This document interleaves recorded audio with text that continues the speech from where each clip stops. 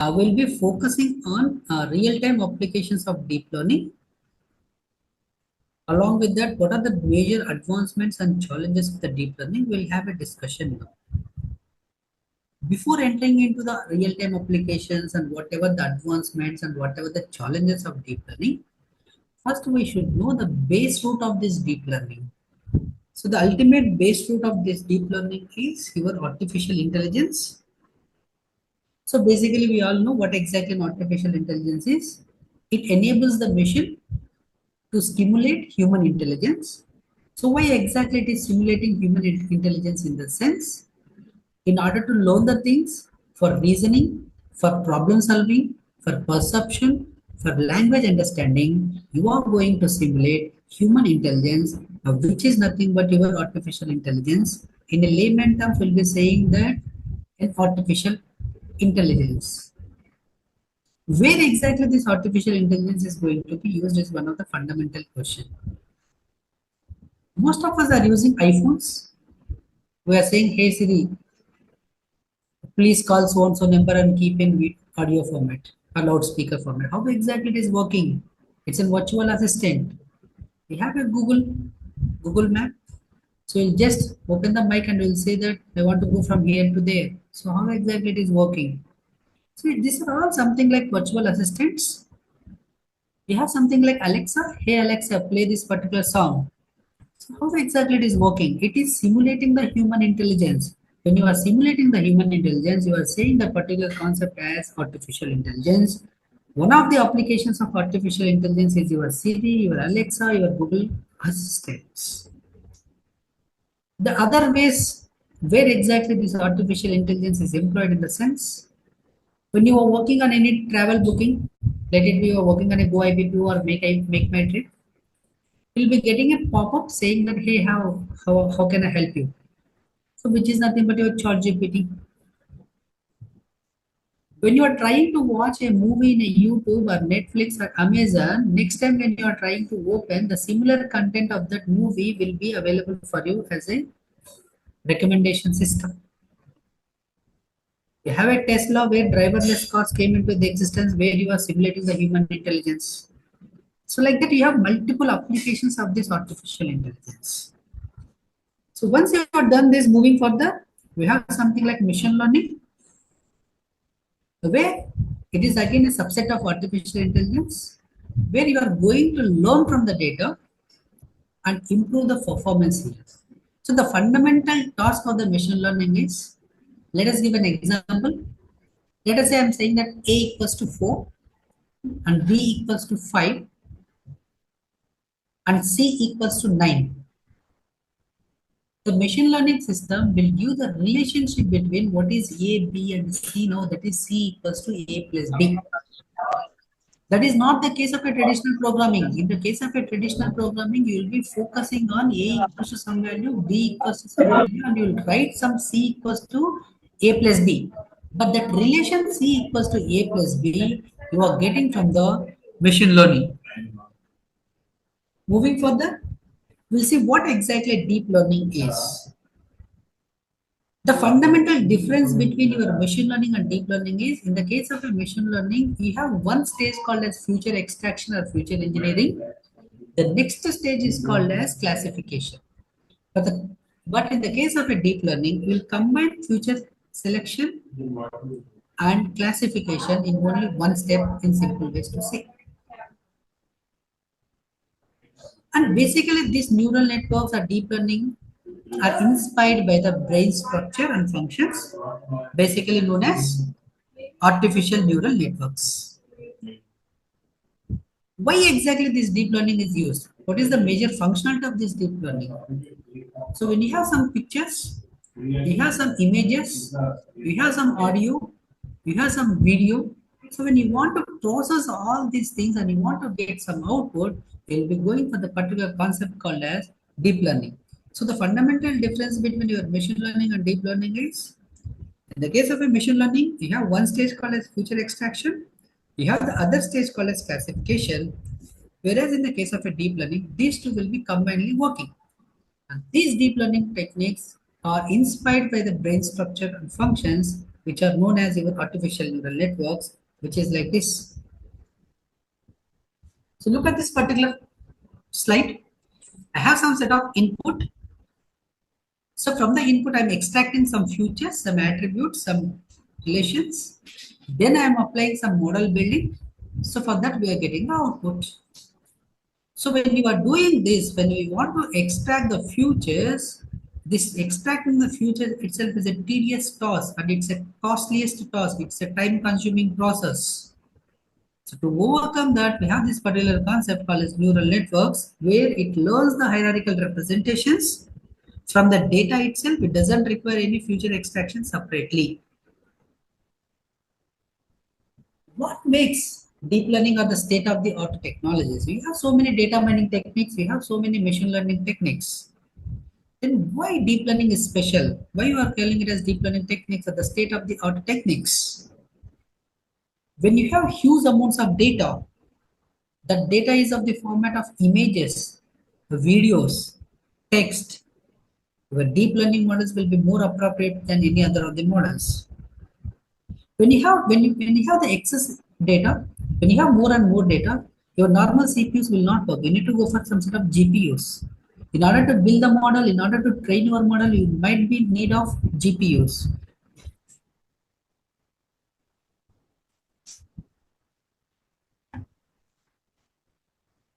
What is the basic fundamental of your deep learning? So you will be speaking about something like neural network. A neural network is something like it functions like how our human brain functions. Our human brain will be having some set of neurons. So when the neuron is getting some information, it processes that information and learns from patterns. In the similar way, your neural networks it works in the same pattern. And this neural network is the foundation of your deep learning techniques, which will enable the mission in recognizing the patterns, in predictions, in automotive decision-making systems. Now, how exactly this neural network will be? Look at this particular figure. So here, it's like a simple your neurons. We have nucleus, we have dendrites, we have cell body, we have synapse, which you have seen in your lower class biology subject. The same replica, you are constructing a neural network, which will be calling it as an artificial neural network, where you'll be having some inputs, some weights, some activation functions, and based on that, you'll be having an outputs. Your inputs will be car, bus, G, and your output will be your classification, whether it is a car, whether it is a bus, or whether it is a van or something. So between that, you will be processing something with the help of your weights, your activation functions. So what exactly this neural network comprises of? It's having inputs, which we'll be calling it as an input layer. It is having output, we'll be calling it as an output layer. The between layers of input and output, we'll be calling it as an hidden layer. We'll be having one input layer, one output layer, and multiple hidden layers. It will be one hidden layer, it can be two hidden layers, it can be n hidden layers depending on your problem statement. So what exactly you are going to do in the input layer? In the input layer, we'll feed the system with raw data. This raw data can be of any format. Let it be an image, let it be a text, let it be a number, let it be a combination, or whatever it is. Now, what is the functionality of these hidden layers? How many hidden layers you are going to keep in the system? It depends on your problem statement. The functionality of the hidden layers is it performs computations using some mathematical functions and weight factors. So you are able to see some random numbers here. These are not numbers. These are your weights. The hidden layers, the major task is it will perform computations using mathematical functions and weights. Output layer. So you have the final output layer. So based on your input, so you have something like output layer which produces the final prediction or which is nothing but your classification results. Here, whatever you say, each and every neuron applies an activation function. We have so many activation functions. We have ReLU functions, we have sigmoid functions, which you might be knowing very well. So why you are using this activation function in the sense in order to decide whether to pass information forward, that is friend or not. This activation function will decide whether you want to pass the information forward or not. So moving further, what are the key components? We have something like neurons, we have something like weights, we have something like biases here, we have something like activation functions here, we have something like loss function, we have something like backpropagation, we have something like optimization algorithm. These are the key components in any neural network architecture. Neurons, basically we'll be calling it as a node, as a point, which is a fundamental unit for processing the input signals. What is a weight? What is a bias? Everything will have a weight. Sometimes it may be having some bias. So we need to adjust the parameters based on the neuron connections. We have something like activation functions. So basically we'll be using one of the activation functions as ReLU and the second one is sigmoid.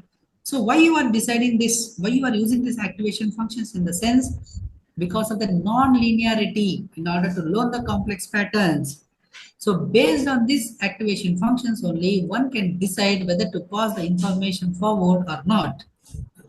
Loss function, every model, whatever you are going to develop, it will be having some error. This loss function helps to measure the prediction errors and guides the learning. What is back propagation? Once you are done with the forward network, you might be getting an error. So now you need to overcome this error, you need to correct this error. So for that, you need to go for traveling the backwards. So where you need to adjust the weights iteratively. So why you are adjusting the weights iteratively? Already have an error. That means you had a loss. In order to minimize that particular loss, you need to adjust the weights iteratively. Next thing is something like optimization algorithms. So we have some set of parameters.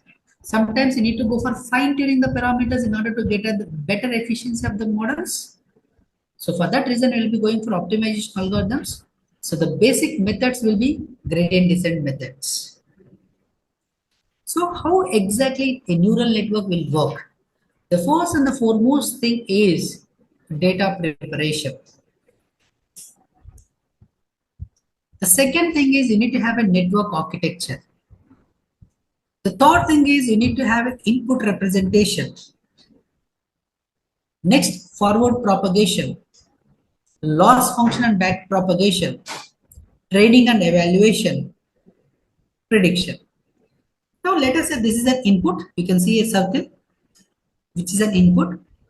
We have multiple input layers and we have multiple hidden layers, correct?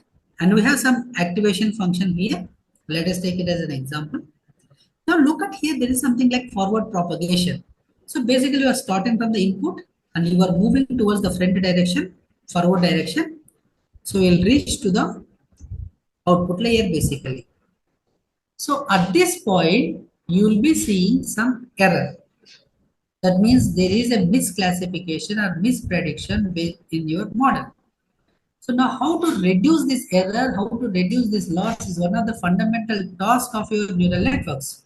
So for that reason, whatever the weights you are assigning here are not appropriate weights. These weights are to be changed because of the error or because of the bias. So how you are going to change the weights when you are here? Again, you need to travel from there to back. So when you are moving forward, we are calling it as forward propagation. And when you are moving backward, we are calling it as a back propagation. You might be hearing some say about back propagation model of neural networks. So why exactly, what is the phenomenon, what is the functionality of this back propagation is when you are working with a model, you'll be having some loss or error rate. In order to overcome that, in order to fix that error rate or loss issue, you will be traveling back to the input layer from the output, which will be calling it as your back propagation. Next, what are the various types of neural networks we have? So the simplest one is we'll be calling it as a perceptrons, which will be having only single layer of neurons. It processes weighted inputs, applies some activation function, and produces a binary output for classification. When you have a binary output, let it be yes, no, rain, no rain, car, no car, disease, no disease. When you have a binary value, you will be going for simple perceptron models. Next, you'll be hearing about FNNs, feed forward neural networks. Basically, it process the data in a one-way flow through the input, hidden, and the output layers. See here, we have the input layers. Through the input layers, it will be only one-way communication. It goes to the hidden layer. It is up to you how many hidden layers you can keep. According to me, here we have two hidden layers. Next, it will go to the second hidden layer. Next, it will come to the output layer. And there is no question of going back again here.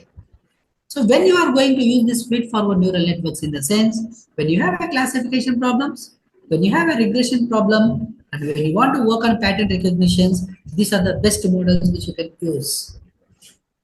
Next, you have something like recurrent neural networks. When you have a sequential data, sequential data which are using some feedback loops to retain fast information. So let us say you have the input layer here. You're coming back to the hidden layer. You're going back to the next. You are going to the hidden layer. Next again you are going to the output layer. The same thing is happening in the feed forward neural networks, but the difference is there is no revisit to the hidden layers in the case of a feed forward neural networks, but that can be applicable in the recurrent neural network. So when you are working with any of the natural language processing techniques, speech recognitions, time series analysis, these are the neural networks which are mostly applicable. So where you can cross check, where you can repeat in the form of a loop.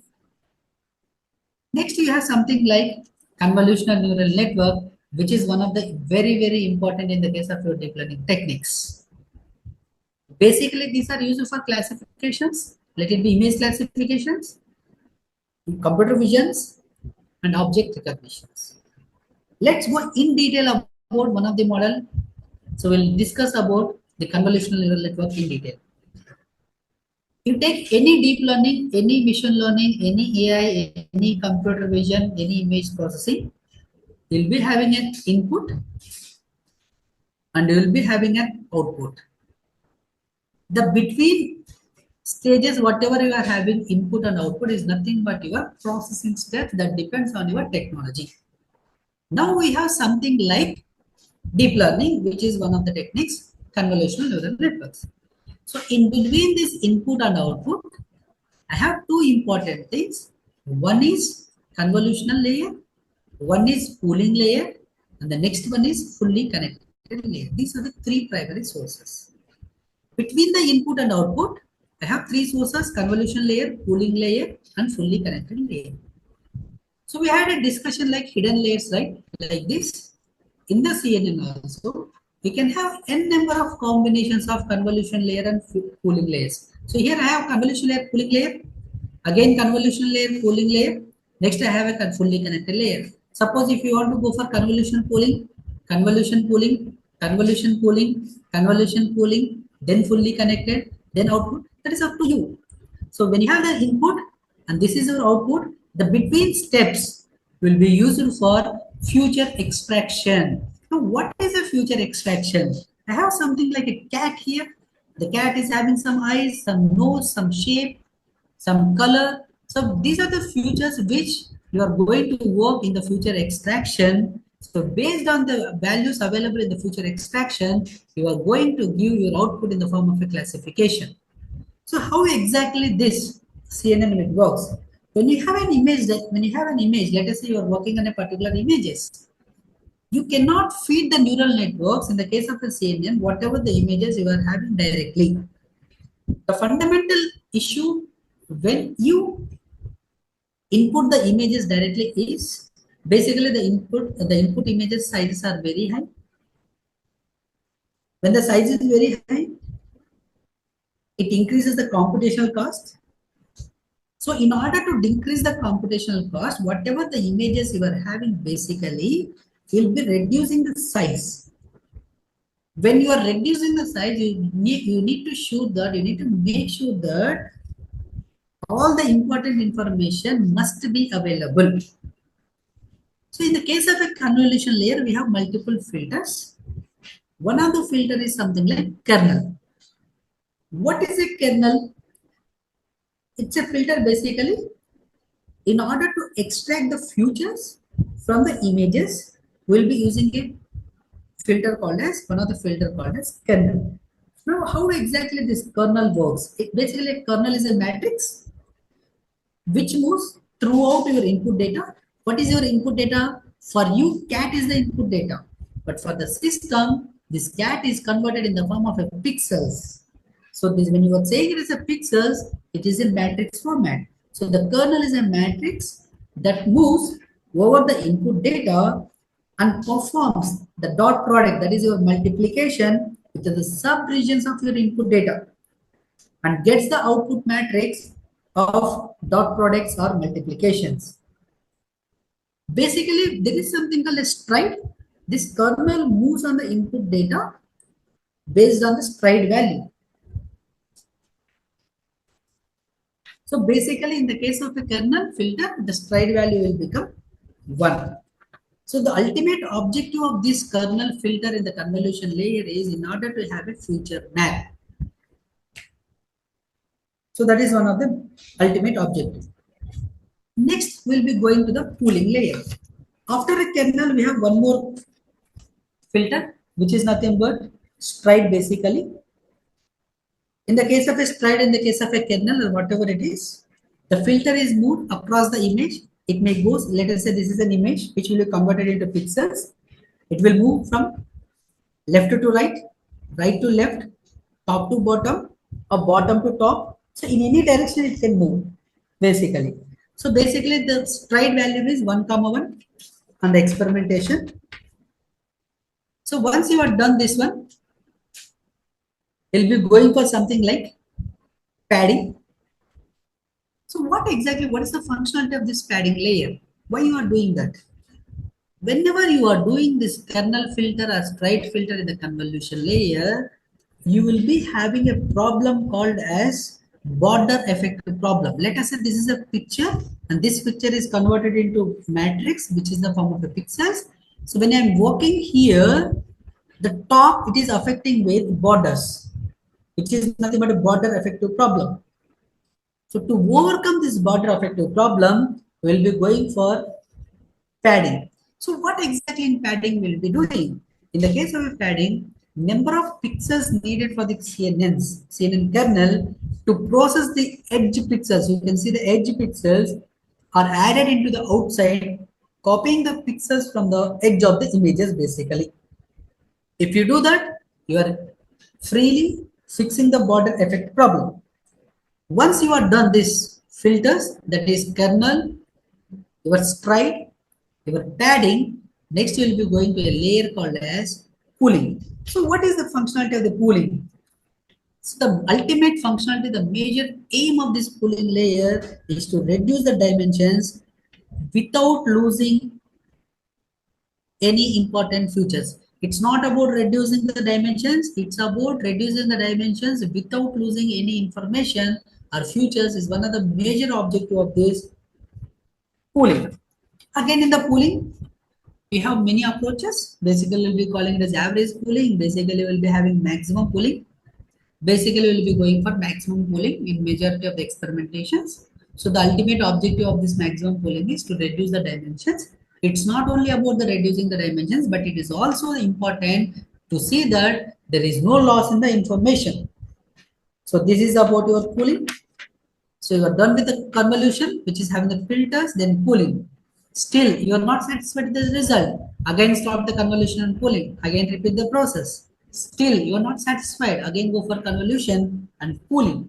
So after that, you'll be having something like flattening layer before the fully connected layer.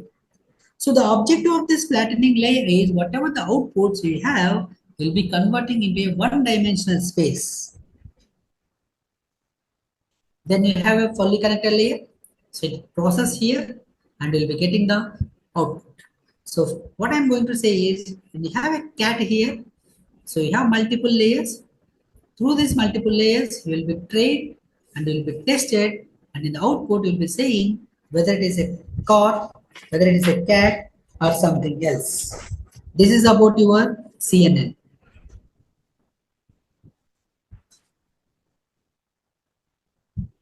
Next, So what do you mean by training and optimization basically? So we have seen something like back propagation in the previous slide. So when you have some error, we need to traverse back. This back propagation updates the network weights in order to reduce or by minimizing the prediction errors. That is one of the objective. So look at here. So we have some input layers, we have some weights, we have some input function, some activation function.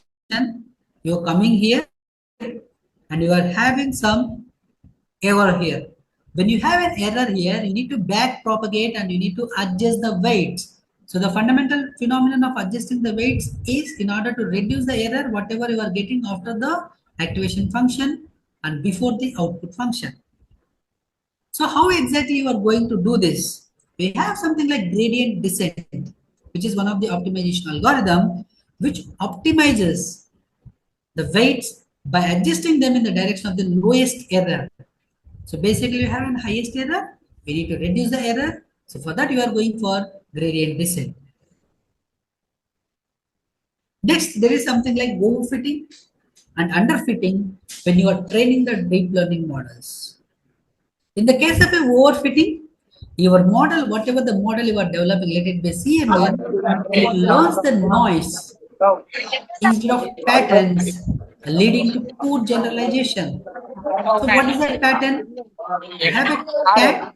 I need to predict as a cat based on some futures. I have a cat. I think someone is okay, right? We have a cat. I'm training the system with the cat futures. So the output or output pattern will be cat.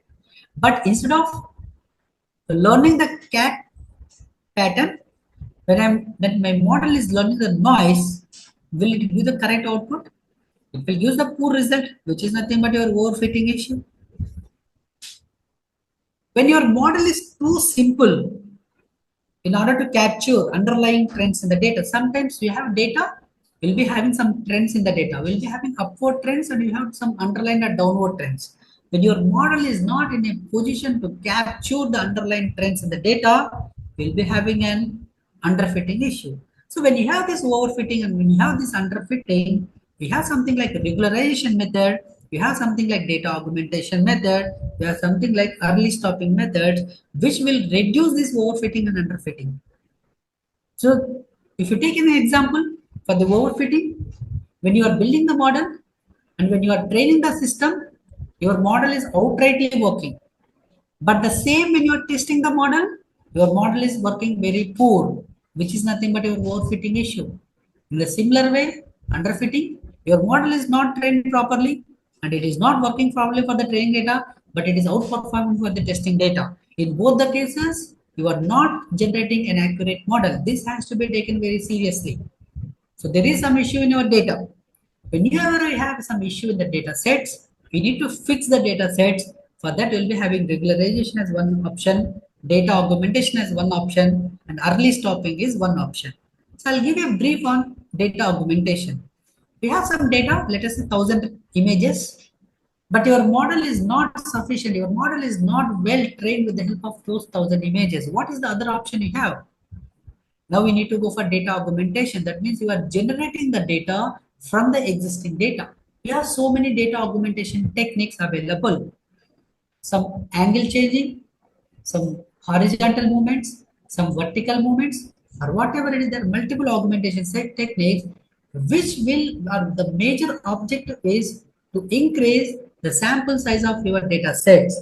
When your sample size of your data sets you keep on increasing or keep on scalable, you may reduce the overfitting issues and underfitting issues.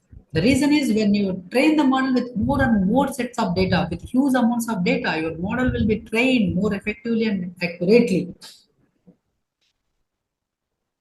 What are the challenges when you are developing a deep learning model? One is vanishing gradient and the second one is exploding gradient. When you have small weight updates,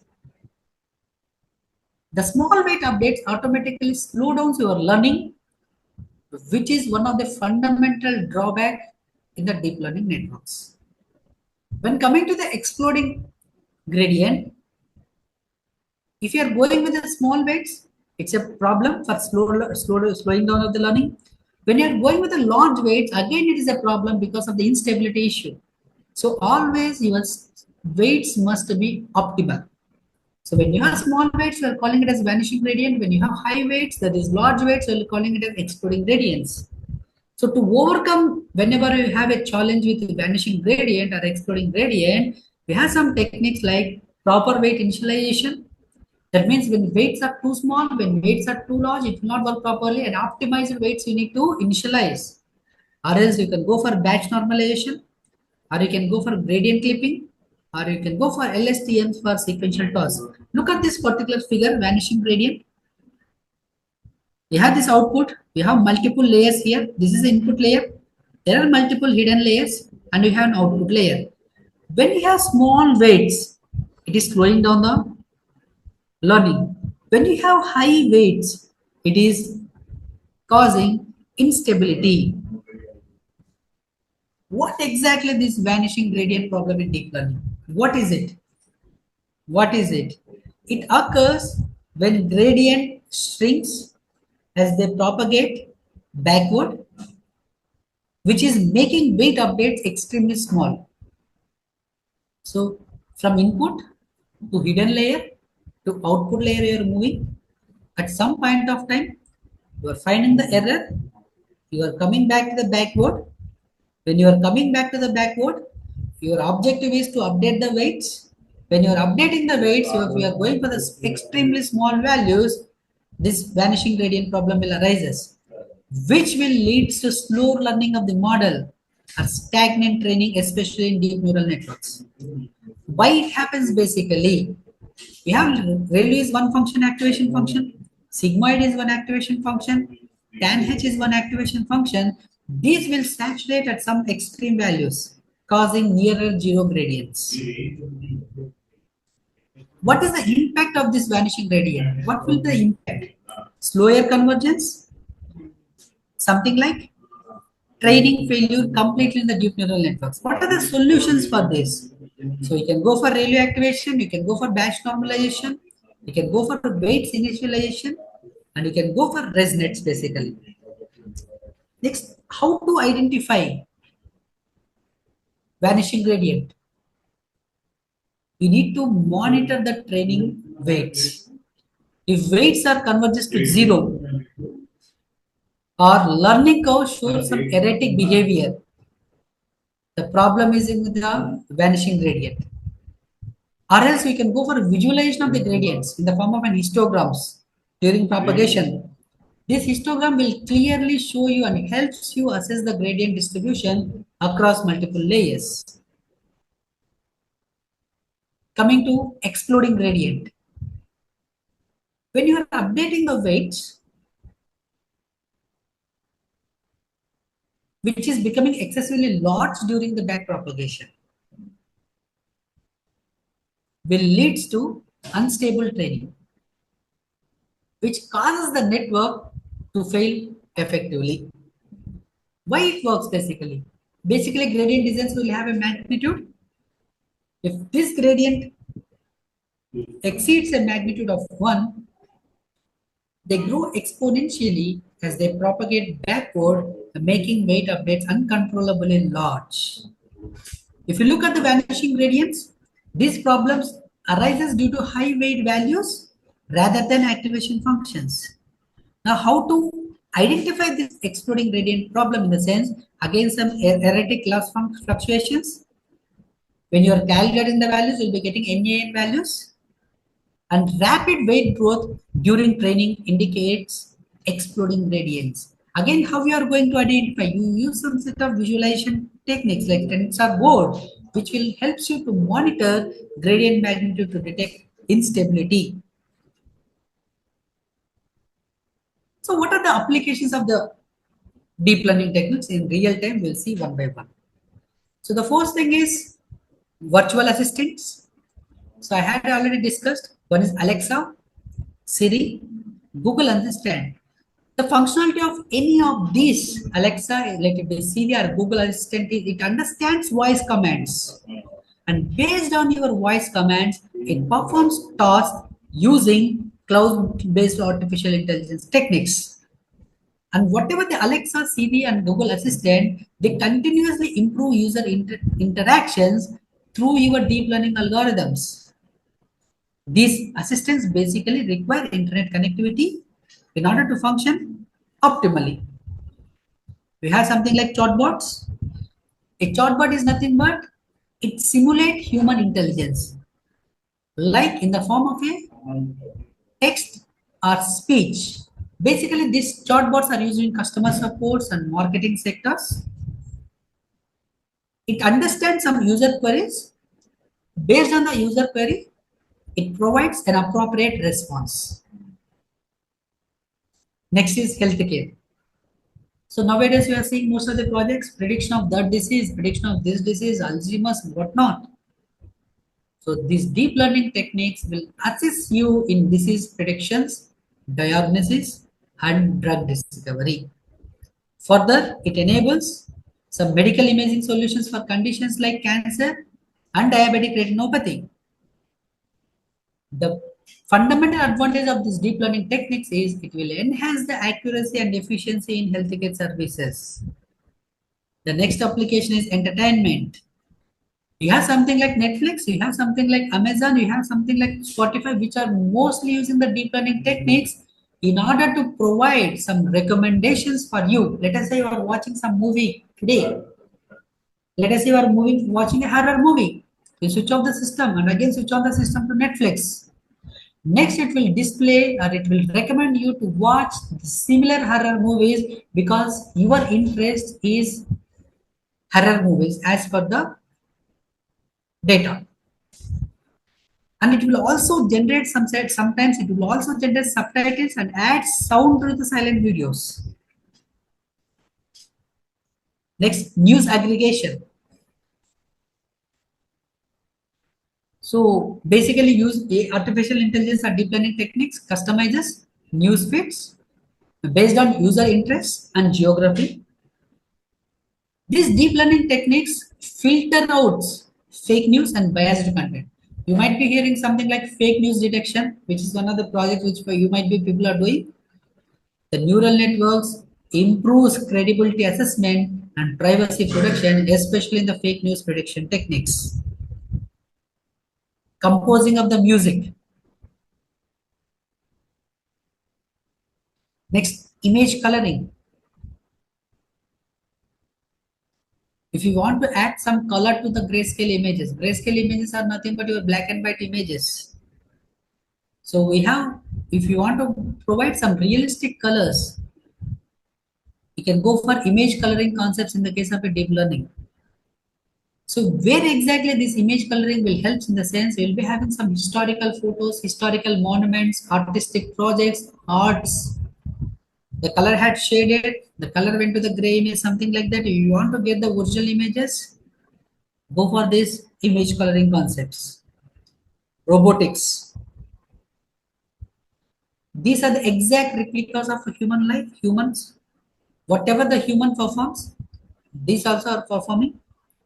And these robots are helping in various sectors like storage places, warehouses, hospitals for doing some surgeries nowadays, manufacturing units, that is some smart manufacturing units. The ultimate aim of this robotics is it creates optimal efficiency. Next, image captioning. Look at this particular figure. The two people are running. Now, this deep learning techniques will give you a description of that image. What exactly that image is. This computer vision or image processing, whatever it is, it extracts images, that image details, and language models, whatever you have, will transform them into some sentences. Here, look at this particular figure. Two people are running and two people are playing. So the meaning of this particular is when I am using this image captioning model.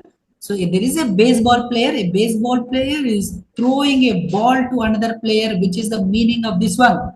How exactly you are doing? So this is the image you are giving input to the encoders. Again, you have something like decoders. We have something auto encoders and decoders concept in the deep learning. So when you give an image, what is the meaning of this image, you'll be able to get with this help of your encoders and decoders. So the meaning of these particular images is a baseball player is throwing a ball to another player, where you are going to give a caption to an image, which is nothing but your image caption, which can be achieved with the help of your encoders and decoders. Next, advertising. What people you need to target for your business advertisements is very important. It's not like when you are working in an education sector, you are going to hospitals, you are going to bus stops. It will not fetch you the correct data. So this deep learning techniques enhances your advertisement targeting, personalization, and your predictive analytics. Let us say there is an airline industry. So airline industry will be having some frequent flyers and non-frequent flyers. So based on the availability of the data, they can give some discounts, some offers to the frequent flyers. That means where exactly they need to target. They need to target the frequent flyers of airplanes. It's not about they need to target the frequent people who are traveling in the trains, frequent people who are traveling the buses, frequent people who are traveling the cabs.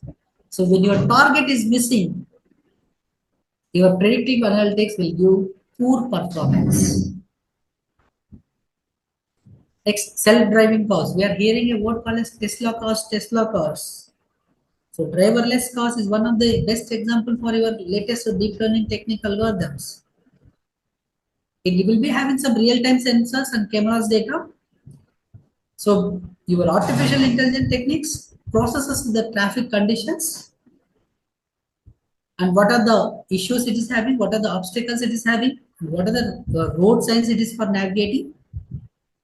So based on it, it will work. Next, natural language processing. It allows us to understand and generates human languages. Basically, if you take any language, it will be having some accents, it will be having some context, some handwriting for accurate responses. When you have a document, when you apply any of the neural network, let it be deep learning based on natural language processing methods, you can able to identify what is the sentiment analysis in the document, what is the classification of the document, what is the entity extractions from the document, what is the summary of the document. You are seeing so many things. So you have something like ChatGPT, you are giving so much of big documents to the ChatGPT. Let us say I have 1,000 pages document, I'll be giving input as 1,000 pages document to the ChatGPT, and I'll ask for a simple summary of 10 to 15 lines.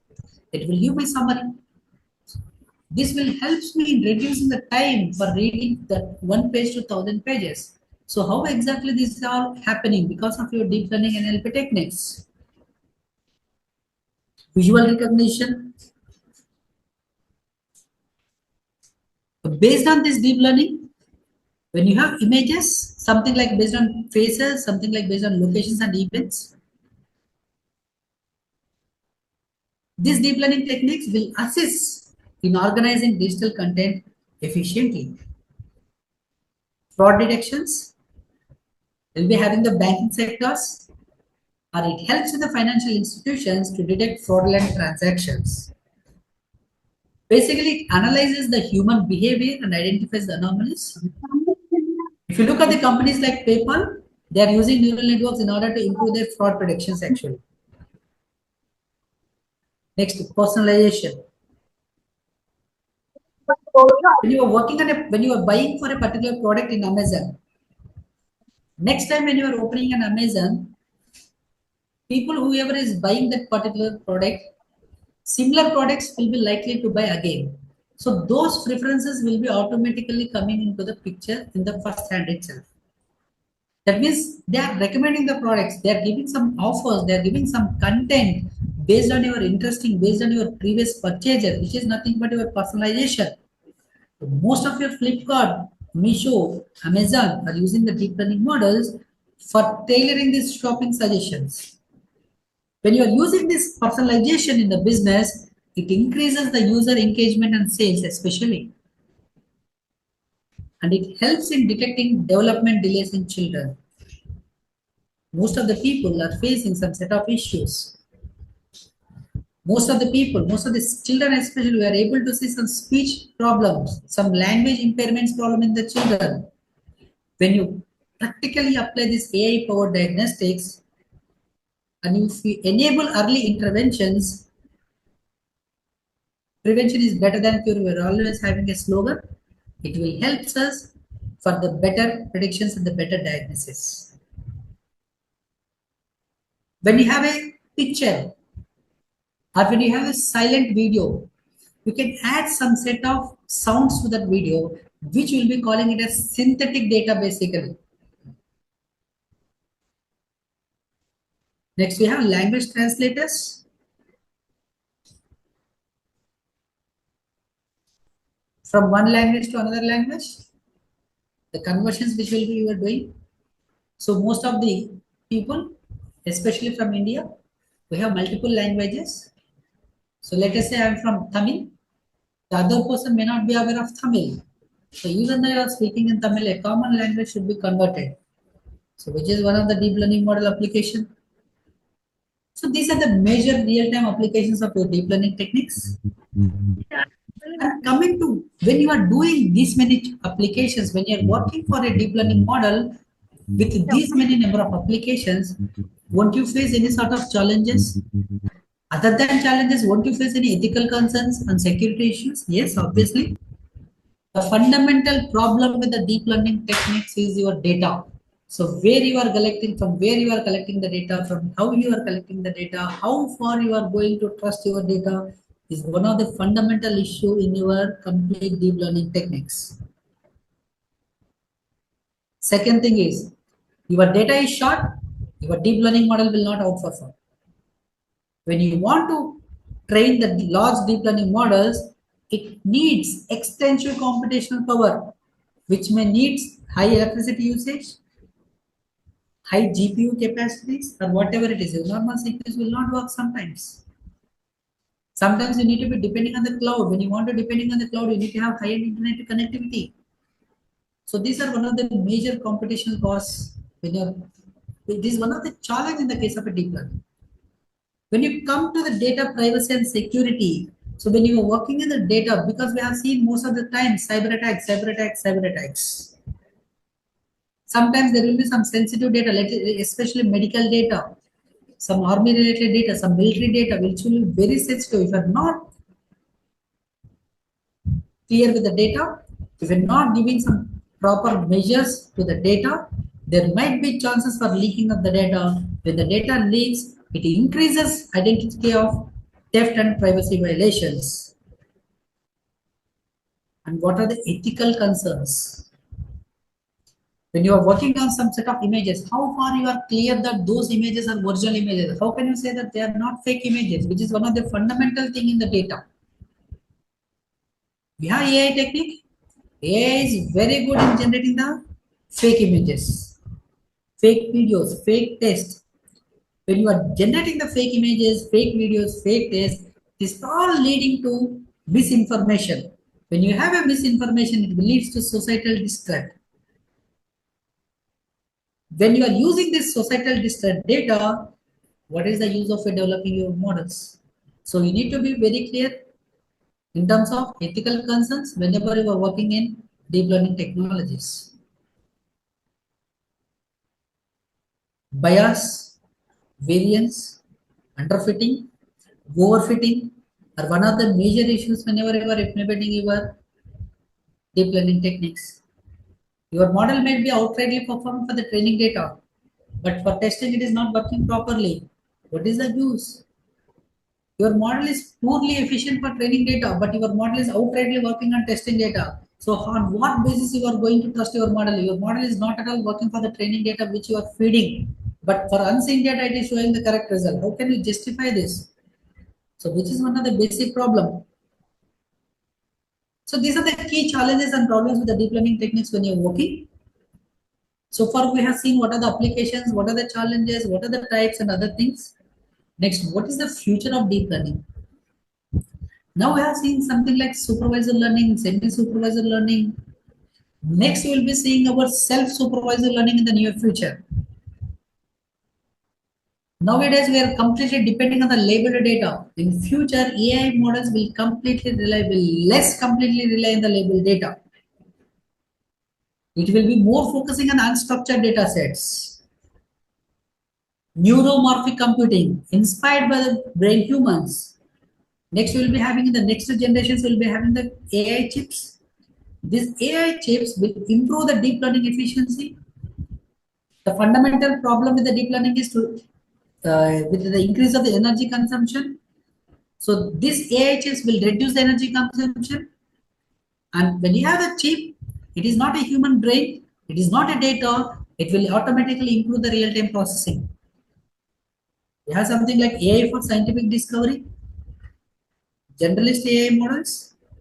Now recently we are seeing of the edge computing. So for getting the data as input, you are using Internet of Things, Industrial Internet of Things, Industrial Internet of robotic things.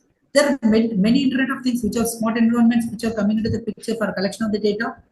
So how we are going to get this data, how we are going to centralize this data, how we are going to run efficiently this particular data on various edge devices, let it be IoT, let it be smartphones or whatever it is, and how we are going to enable real-time decision making without depending on the cloud infrastructure, which is nothing but your edge AI and real-time processing, which is the future of your deep learning techniques. Next, AI augmented human intelligence. Future AI systems will enhance human decisions making rather than replacing it, which offers advanced analytical insights, especially in the fields of healthcare, finance, banking, research, military, aviation, and many other fields. So when you are doing these many things, it will automatically improve the accuracy, efficiency, and problem solving skills. In the future, we will be using AI as a tool, but it is not a replacement. This is the one of the fundamental thing which you need to speak, because when you are using the AI, we have so many ethical AI issues. Whenever you are developing, whenever you are deploying, we have so many ethical concerns. So AI is a tool, but it's not a replacement basically. These are the futures of deep learning.